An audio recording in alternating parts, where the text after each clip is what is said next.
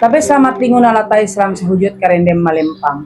Kon Paris Mandiai yang menyukai banget YouTube video dan Intan. Sekarang saya lagi mau membahas masalah keadaan Indonesia ya. Setelah itu cuaca juga, setelah itu masalah Indonesia lah dalam minimal dalam 1-2 bulan ke depan.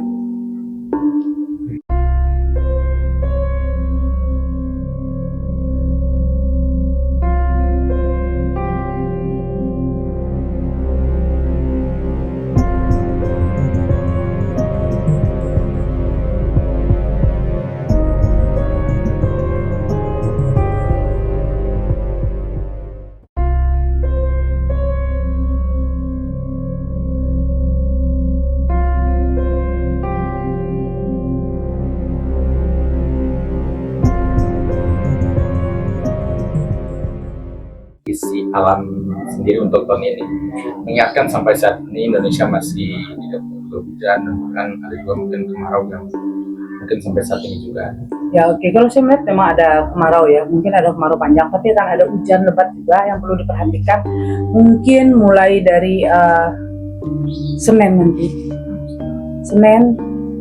mungkin 10 hari lah yang perlu diperhatikan terhadap hujan lebat. Yang ditakutkan nanti banjir di Jakarta. Kenapa ada banjir di Jakarta? Takutnya di daerah puncak Bogor itu hujan lebat pasti sedikit banyak, di Jakarta juga dapat efeknya itu. Untuk kondisi kemarau ini sampai bulan berapa ya? Mungkin kita boleh tahu ya, mungkin nanti musim hujannya kapan? Oke, kalau untuk kemarau, yang saya lihat kemarau ini akan terus panjang, mungkin akan melewati bulan Agustus seperti itu.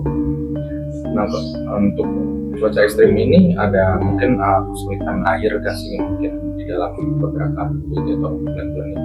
Kalau untuk di Jakarta mungkin tidak ada pengaruh untuk air ya, tapi yang perlu diperhatikan untuk di daerah-daerah yang mungkin karena ada kemarau panjang, jadi mereka harus perhatikan banget untuk pertanian yang di daerah semua. Kalau untuk fenomena ya, kita balik lagi mungkin sampai kapan sih akan berakhir prediksi cuaca akan berakhir? Ya saya bilang itu tadi, cuaca kemarau akan habis setelah bulan Agustus. Selesai Agustus akan ada hujan lagi, terus-terusan seperti itu, siklus kan seperti itu. Tapi tinggal bagaimana kondisi alam itu, hujannya apa bisa diantisipasi kan seperti itu. Nah ini kan banjir sendiri menurut saya mungkin fenomena ini akan menimpa Indonesia mungkin di seluruh ataupun berbagai daerah ini kapan sih? Ya perlu diperhatikan ya nanti, mungkin di bulan November Desember kan. Oktober, November, Desember itu yang perlu diperhatikan untuk musim hujannya.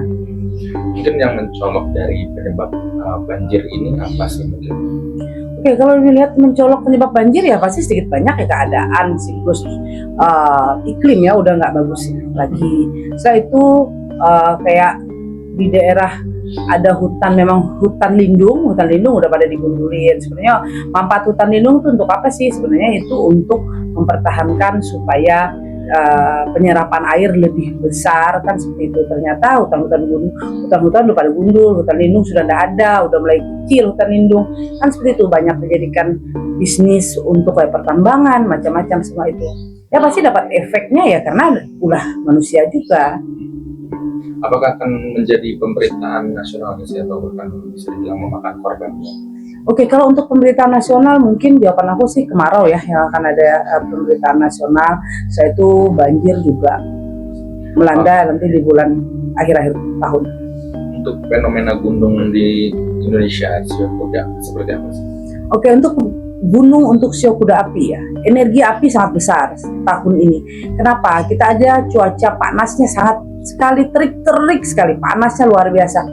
Angin kalau dilihat sekarang kalau udah malam angin juga kurang ada hembusan anginnya kan seperti itu. Jadi hawa panas tuh sangat besar. Setelah itu gunung berapi yang perlu diperhatikan. Saya selalu nggak tahu ya, yang saya selalu lihat itu saya takutnya di daerah Sulawesi. Nah saya takutnya di situ, takutnya ada gempa seperti itu. Setelah itu gunung berapi Sulawesi, setelah itu untuk Sumatera juga ada, ya setelah itu untuk Jawa juga ada. Apa yang perlu kita waspadai mungkin terkait fenomena ini? Perlu diwaspadai, jawaban saya semua nggak perlu untuk kita waspadai untuk gunung berapi. Semuanya kita harus waspada kan seperti itu. Kayak banjir, kayak musim kemarau, kayak kebakaran, itu kita harus waspadai semua kayak gitu. Untuk mengatasi bagaimana? Saran saya kayak untuk gunung berapi itu kan udah Tuhan yang menentukan, bukan seorang manusia yang menentukan kapan gunung berapi itu bisa meletus. Jawaban saya itu semua ditakdirkan oleh Tuhan. Tapi bagaimana cara kita mengatasinya? Kita berdoa supaya kita dijauhkan dari malapetaka, musibah, malah bencana, dari kesialan-kesialan apapun yang ada di muka bumi kan seperti itu. Berarti si Sio Kuda Api sendiri ini berarti kiranya bencana alam yang berhubungan dengan api aja. Iya, energi api sangat besar. Berarti ada faktor nantinya kebakaran dong. Pasti ada kebakaran hutan yang perlu diperhatikan. Setelah itu ada kebakaran pemukiman ya, perlu berhati-hati banget. Jadi minimal harus ada teliti pemukiman, harus cek betul-betul kan kayak gitu. Berarti terjadi yang fenomena kebakaran akhir ini banyak pemberitaan, itu salah satu bencananya berarti. Oh iya, karena unsur api sangat besar di tahun ini. Karena sekarang kan banyak banget pemberitaan yang bahwa banyak sekali kebakaran pemukiman kan seperti itu. Jadi perlu berhati-hati banget karena ini adalah tahun kuda api. Nah, ini beralih ke ekonomi Indonesia. Mungkin melihatnya seperti apa sih untuk tahun ini, dan mungkin menurutnya ya ada prediksi lain nggak sih? Kalau prediksi saya di tahun 2026 ini adalah tahun yang sangat susah buat masyarakat.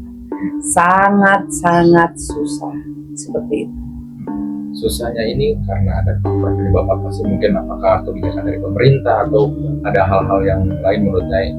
Ya, sedikit banyak ya mungkin ada kebijakan dari pemerintah, ada juga. Kedua lagi ya mungkin ya memang keadaan global dunia ya, kayak orang kayak ada perang, ada apa, Indonesia pasti dapat efek. Bukan tidak ada dapat efek, pasti dapat efek kan seperti itu. Ini ada pengaruhnya juga. Dari tahun kuda api itu jadi orang jadi semakin membara.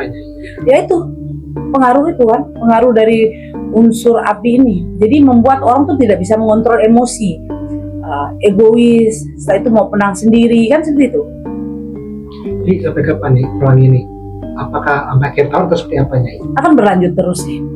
Jawabanku akan berlanjut terus. Kecuali mungkin Presiden Amerika berganti, mungkin akan ada lebih aman, mungkin kan seperti itu. Tapi kita nggak tahu. Berarti penyebabnya itu karena situasi ekonomi Indonesia ini salah satunya dengan yang perang di Timur Tengah itu. Ya pasti efeknya ada di situ. Minyak naik semua, barang semua naik, dolar sekarang udah 17.000, uang Sing aja sudah mau hampir 14.000. Berarti kan semua dapat efek. Seperti itu. Jadi perekonomian pasti akan naik semua, bahan baku semua naik semua jadi naik kan seperti itu. Dari masa ekonomi Indonesia ya, kira-kira ini akan kapan yang membaiknya? Apakah di akhir tahun atau masih banyak deh awal tahun depan nih?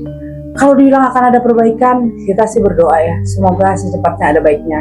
Tapi yang saya lihat mungkin nanti di awal tahun mungkin lah ya. Tapi keadaan ekonomi yang memang seperti ini. Nah, hal-hal yang mungkin menurutnya pesan terakhir, apa sih yang mungkin untuk di tahun ini untuk bisa bertahan hidup atau bahkan hal yang dihancurkan?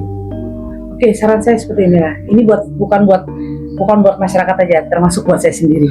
Ya, kenapa? Bagaimana caranya kita sekarang bisa mengatur keuangan kita? Karena keadaan keuangan tidak baik-baik aja. Kedua, banyaklah kita bersyukur. Apa yang ada, rezeki yang dikasih Tuhan, hari ini kita syukuri. Bisa mengatur keuangan yang terutama ya. Setelah itu, banyak-banyak berdoa, meminta kepada Allah Ta'ala supaya kita bisa dilepaskan secepatnya dari permasalahan perekonomian kita. Ada lagi nih sendiri? Ya, jawaban saya ya harus banyak bersyukur.